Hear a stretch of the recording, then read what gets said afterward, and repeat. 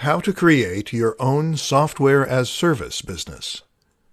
The notion of software as a service is a very interesting one, and one that is very different from pretty much any business model that has gone before it.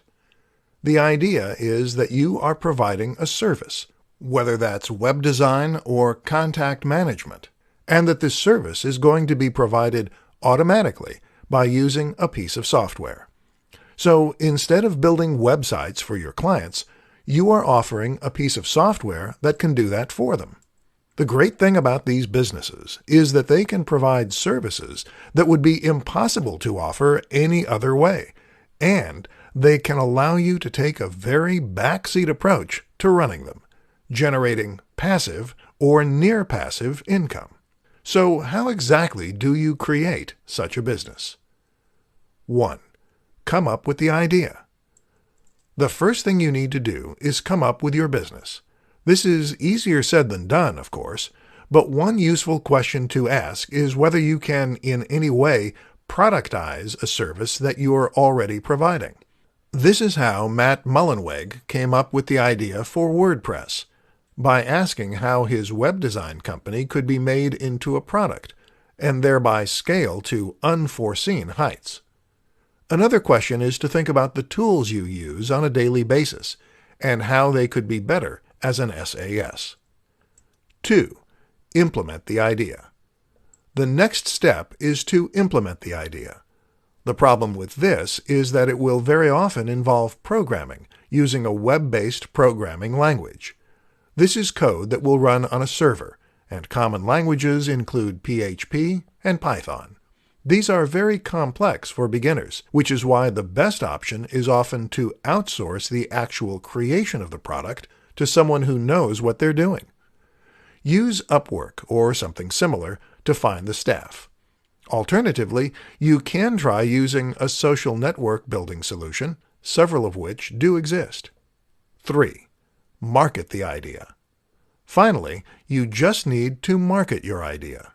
A good place to start is with your existing client list, if you have one, and from there you can try building an email list as you would for any service. Often, SAS means B2B, but not always. Otherwise, you can try using advertising and more traditional means of internet marketing. Invest the profits you make into more advertising to scale up your business, and then watch as it grows. How to find a need in a market and fill it. One of the best ways to come up with a successful business model, whether it's for a product or a service, is to find a simple need in a market and then fill it. In other words, what do people want that they don't have, and how can you satiate that need for them? If you can do this, then you'll be able to clearly communicate the value you offer and theoretically see a lot of sales as a result. In this presentation, we'll look at some ways you can identify those needs and fulfill them. 1. Look at existing products. One way to find a gap in the market is to look at the existing products in that space. What you'll likely find is that a few companies have got the niche stitched up, but that there is still room for improvement and still room for new products. Ask yourself, who are these products not catering to? What don't these products do that could be useful? 2. Look for pain points. They say that a good writer should always write what they know. Likewise, a good business strategy is to always stick with industries and niches that you understand. In other words, when you choose what you want to make or offer, it is best to choose something that you understand, rather than something that you've never used or experienced yourself. This way, you can think back to your own personal experience of that thing and ask yourself what could have been done better. Or if there is a product or service you use every day and it fails, ask yourself how that product could have been made any better. Is that something you can fix? 3. Survey the market. Another simple way to find things that aren't out there is to survey the intended market. In other words, ask the people you're selling to what they would like to see more of and where they feel their needs aren't being met. 4. Consider smaller cross-sections. Speaking of the market, have a think about who the market includes and whether there is a group within that market which has distinct needs not felt by the rest. Maybe people who work night shifts could benefit from a twist on an existing product, or people with a certain disability. All these strategies can be fantastic ways to find new business opportunities.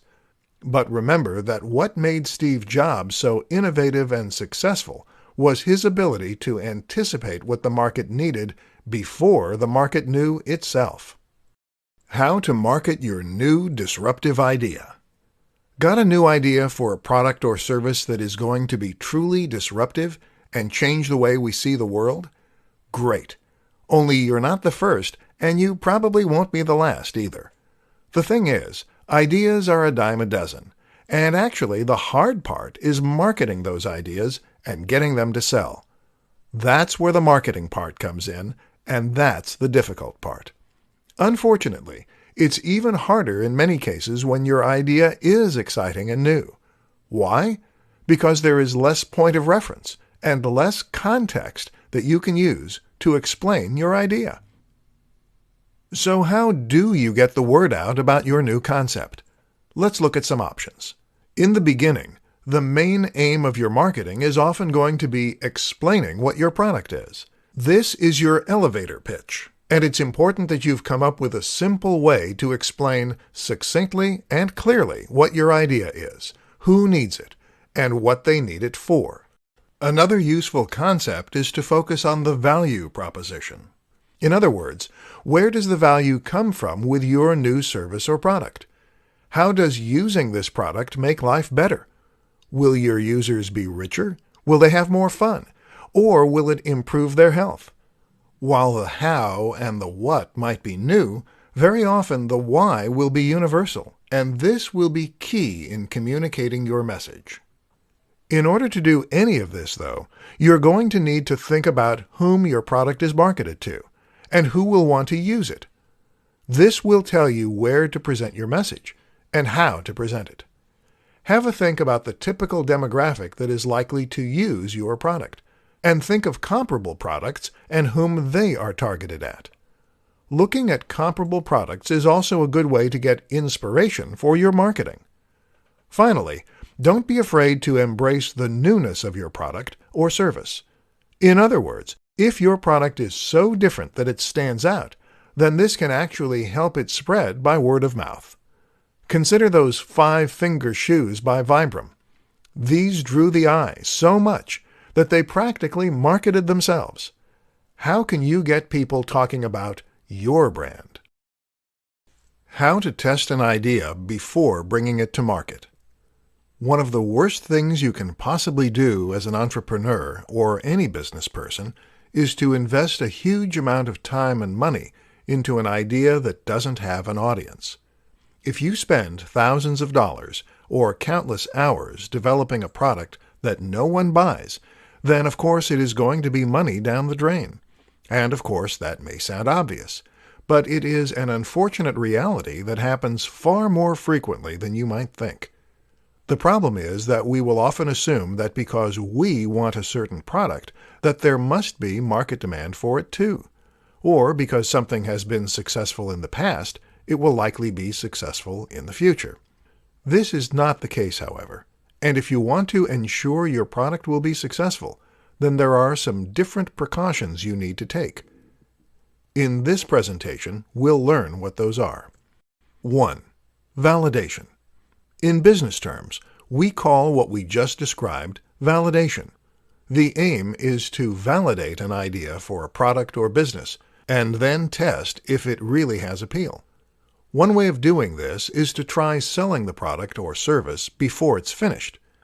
You can do this by offering a beta test of sorts, by taking pre-orders, or even by having a sales page that informs the buyer you're out of stock only once they try to make a purchase. This is important because very often people will say they're interested in an idea, but they're not necessarily willing to pay for it. To test if your idea truly has legs, you really need your audience to put their money where their mouth is. Then you can calculate how much money you would have made and whether or not that would have been enough to make the work worthwhile. 2. Fail fast. A similar approach is to invest as little time and money into an idea as possible, but still release the product or service. This way, you can then start selling it as quickly as possible and testing to see if there's an audience there.